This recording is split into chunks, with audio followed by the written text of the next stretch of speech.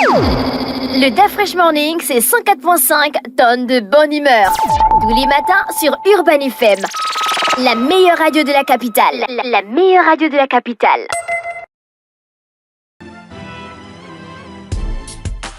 Vous êtes sur les 104.5 Urban FM, la station urbaine, et vous écoutez le DAF Fresh Morning. On est avec Mosley. Rebonjour Mosley.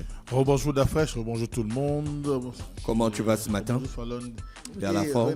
Bonjour. Elvis. Oui, ça va très bien. Ça va très bien dans la zone. Comment? Alors, qu'est-ce qui marque la politique ce matin? On sait qu'il y a le remaniement gouvernemental. Ministériel, gouvernemental ou ministériel? Je ne sais pas, c'est toi qui connais les expressions. Ça veut dire, c'est la même chose. Ouais. On a remanié le gouvernement. On a remanié le gouvernement. On a augmenté le nombre de ministres. Oui, effectivement, tu sais que nous sommes en... On a enlevé certains ministres. On a enlevé le ministre de la fonction publique. Oui. Pourquoi? Elle était bien. Enfin, je ne m'y connais pas, mais c'est pas à moi d'apprécier les ministres. Lors de son passage ici au DAF Fresh Morning, elle avait... Oui, elle avait annoncé un certain nombre de mesures qui avaient été prises pour essayer un tout petit peu de trouver des réponses aux problématiques qui étaient celles des agents publics, notamment en rapport avec la régulation des situations administratives. Ce qu'il faut dire dans l'ensemble... Elle maîtrisait le domaine, elle était de la maison. Elle est de la maison. Bon, je pense que là, elle va aller à la retraite, mais elle est de la maison. C'est un pur produit du ministère de la fonction publique où elle a gravi les échelons aux côtés de plusieurs personnes que je connais quand même. Remarquez bien qu'elle maîtrisait le concept. Elle maîtrisait le dossier, elle avait une bonne connaissance des dossiers, notamment en ce qui concerne les corps de métier de la fonction publique. Mais je crois que ce qui a prévalu à son éviction, c'est beaucoup plus l'organisation des concours d'entrée à l'EPCA et à l'ENA. Et vous savez très bien que jusqu'aujourd'hui, les concurrents ou encore ceux qui ont participé au concours de l'ENA sont en grève devant l'Assemblée nationale. Et ils n'ont pas encore les résultats. Ils n'ont pas de résultats et encore plus, ils dénoncent les fraudes. Qu'est-ce qui s'est passé? Bon, on ne sait pas de ce qui Elle n'a pas pu gérer l'organisation du concours. On lui avait posé la question ici, hein? Oui. Est-ce que c'est elle qui organisait ce ministre qui organise? Frère, quand tu es dans l'administration, on ne pose pas ce genre de questions. C'est le ministre, frère. Si tu casses une porte ici, c'est toi qui vas rembourser son bien, c'est moi qui vais payer ça. C'est la radio.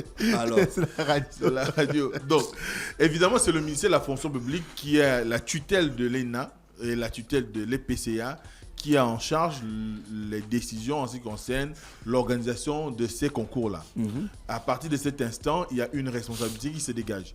Et à partir de là, c'est également le ministre de la fonction publique qui nomme les directeurs de ces écoles. Donc, on comprend bien qu'on peut lui trouver des responsabilités, surtout que quand on regarde un tout petit peu les personnes qui gouvernent aujourd'hui l'EPCA et l'ENA, c'est elle qui les a nommées.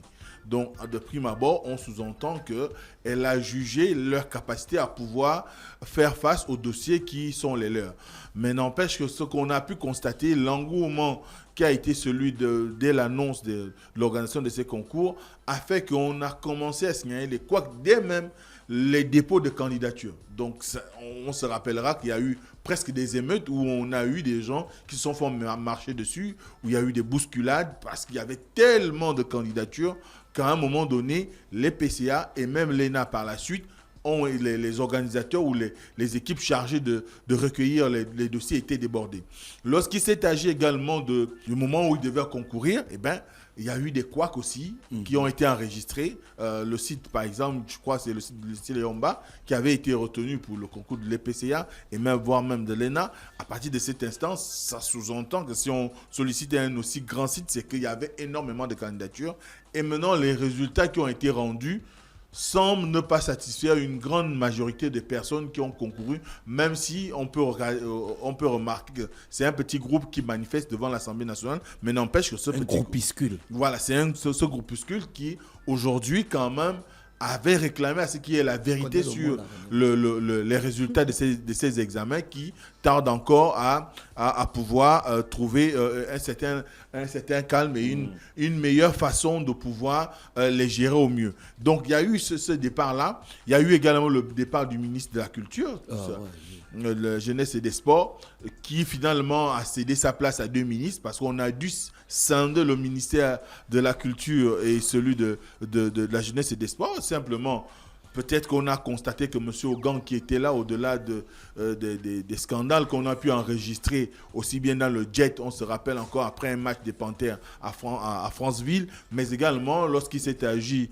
de la rencontre de la jeunesse de l'Oxu, on a pu voir comment il y a eu des scandales qui ont été mis dans la toile et qu'à partir de cet instant, bon, les gens appelaient au départ, mais ça n'a pas suivi.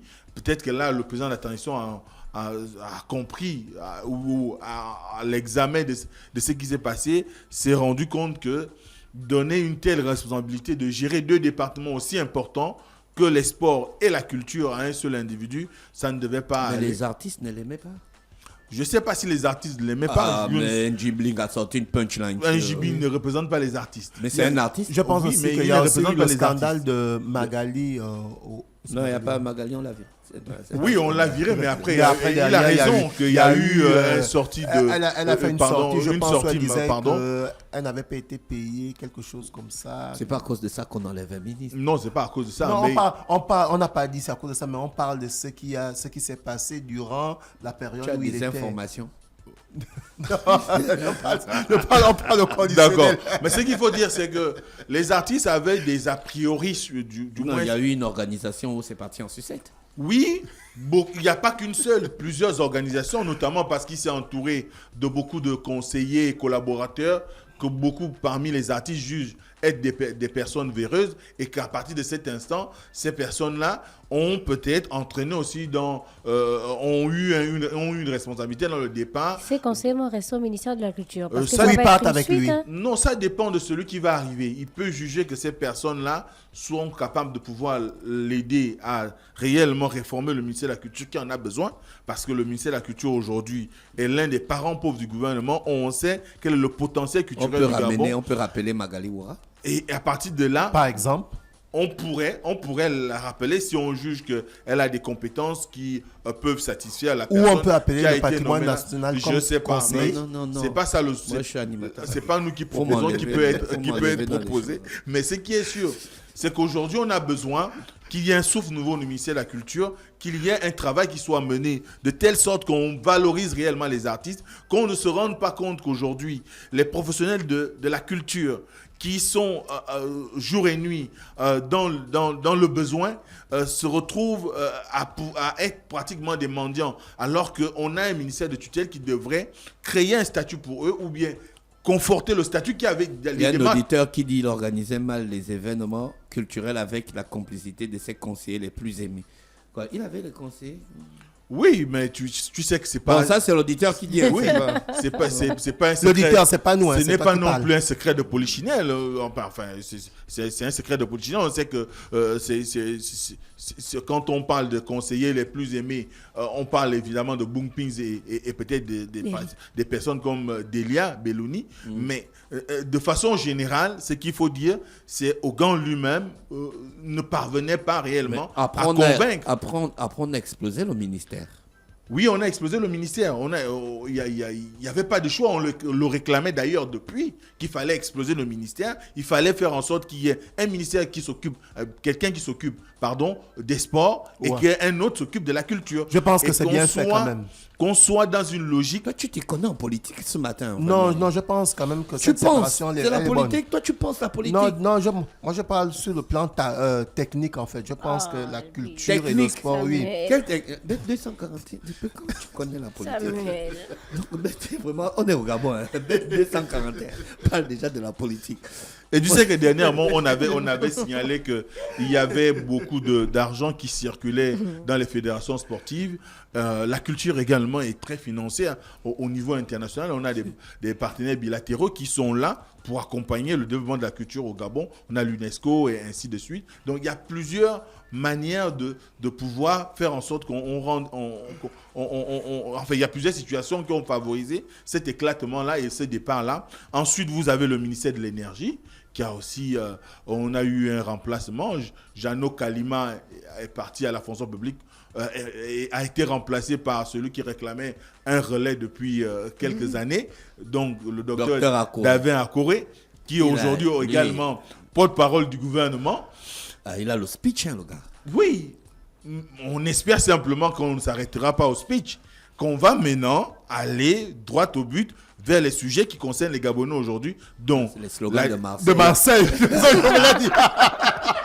Bon, c'était, tu peux pas aller chercher autre chose. Tu pouvais pas aller prendre un autre slogan. C'est le slogan des Donc, Marseillais. on a évidemment là, le problème de la fourniture d'eau et d'électricité.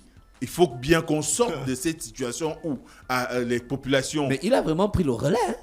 Oui, il a pris le relais. Il a pris le En relais. plus, il a même pris la parole. Mais c'est tout. Mais C'est c'est ça, comme le là, relais. on a dit qu'il a pris Il a vraiment pris le relais. Voilà. Il a pris le relais dans son entièreté. Le relais qu'il demandait à l'ancien Bien sûr. Premier ministre, le ministre, il a pris, Ouais, il a pris finalement. le relais. Donc, on voit bien qu'il y a une volonté de faire bouger les choses. On va voir. Peut-être c'est une patate chaude qu'on lui donne. On verra s'il sera à la hauteur des attentes, même si aujourd'hui, beaucoup estiment que des personnes comme peut-être Jeannot Kalima n'auraient pas dû être maintenues au gouvernement dans la mesure où, ayant été ministre de l'énergie, et que on connaît la situation de la fourniture d'eau et d'électricité au Gabon, eh ben, l'échec qu'on attribue aux responsables de la SEG devrait également lui revenir parce qu'il n'a pas pu stabiliser la fourniture d'eau et d'électricité aux Gabonais. Donc, à partir de cet instant, beaucoup se demandent est-ce que c'est au ministère de la fonction publique qu'il parviendra à devenir plus brillant qu'on le connaît. On va voir, on essayera peut-être de jouer le maçon, comme on dit, au pied du mur, mais C'est au pied du mur qu'on juge le maçon. voilà. Après, il y a aussi l'arrivée au ministère des Finances et des Participations, dont le ministère de l'Économie et des Participations, de Marc Ndoumba. Bon, on ne va pas refaire sa biographie, puisque tout le monde sait qu'in fine, il revient de Harvard et que c'est le fils de l'ancien ministre de l'Économie et des Finances de l'époque d'Omar Bongo, Émile Ndoumba. Maintenant, on va juger le maçon au pied du mur. C'est vrai que beaucoup de personnes... Aujourd'hui, tu es vraiment avec le maçon. hein. Oui, beaucoup de personnes pensent qu'il peut avoir les mêmes attitudes puisqu'il aura un bon conseiller autour de lui, Tout à notamment fait. son père, qui a pu diriger le même ministère et qui a peut-être une bonne connaissance de l'environnement économique du Gabon aujourd'hui. Lui-même étant également entrepreneur, peut-être qu'il connaît mieux l'écosystème, non seulement entrepreneurial, mais économique de façon générale du Gabon, parce que la difficulté aujourd'hui, c'est de pouvoir offrir quelque chose qui soit de nature à pouvoir rassurer les investisseurs, les entrepreneurs, les entreprises qui sont déjà en activité et permettre à ce que nous ayons une véritable relance de l'économie et qui va favoriser la création d'emplois, qui va favoriser la création de richesses. Donc, on attend, on va voir si ce énième ministre de l'économie pourra, à la différence de Maï Moussi, sortir des discours et qui va finalement nous fournir quelque chose qui soit de nature à pouvoir le juger de façon pertinente sur des actions concrètes qui seront menées pour rendre notre économie performante et dynamique et concurrentielle par rapport à la sous-région. Donc, c'est autant de choses qui ont été plus ou moins revues au sein du gouvernement pour permettre une certaine efficacité, on va dire ça comme ça. Et même si on a maintenu le Premier ministre et le vice-premier ministre, à qui beaucoup attribuent quand même un certain échec, parce que quand on regarde un tout petit peu, vous ne pouvez pas être le chef d'orchestre et il y a autant de problèmes au niveau de la population gabonaise, on vous maintient, mais rien ne semble bouger. Il y a la corruption, il y a les détournements, il y a autant de problèmes que les Gabonais rencontrent au quotidien, l'inflation. Bon, à un moment donné, on se pose la question, est-ce que ce sont les ministres qui ont un problème? Est-ce que c'est le Premier ministre ou c'est parce que les ministres sont finalement, si on tient compte de la charte de la transition responsable devant le chef d'État, et que peut-être c'est le président de la transition qui aurait des problèmes à pouvoir choisir des gens qui soient capables de traduire en acte sa volonté de changer réellement la vie des Gabonais et du Gabon en général. Le ministre de l'Éducation nationale est passé ministre d'État. C'est un point fort parce qu'on voit bien que le gouvernement se dote aussi de deux nouveaux ministères ou de nouveaux ministres d'État. Mm-hmm. Vous avez le ministre des Infrastructures, donc le général à la retraite Nzengue Nzondo, et Madame Camélia Ntoutoum-Leclerc qui monte également ministre d'État. Bon, on peut y voir la volonté de pouvoir récompenser leur dynamisme, parce qu'on sait quand même au niveau du ministère des Infrastructures, il y a beaucoup de sorties de terrain, on a beaucoup de chantiers lancés en matière de construction des infrastructures, qu'elles soient routières ou en termes de bâtiments pour l'État. On voit bien au niveau de l'éducation nationale un certain travail qui est fait pour pacifier un tout petit peu l'environnement scolaire, notamment avec l'arrêt pratiquement des grèves. On voit, on va dire, le travail qui est fait de commun accord entre le ministère et les syndicats aujourd'hui. On voit les réformes qui sont plus ou moins impulsées pour donner un autre visage à l'enseignement au Gabon.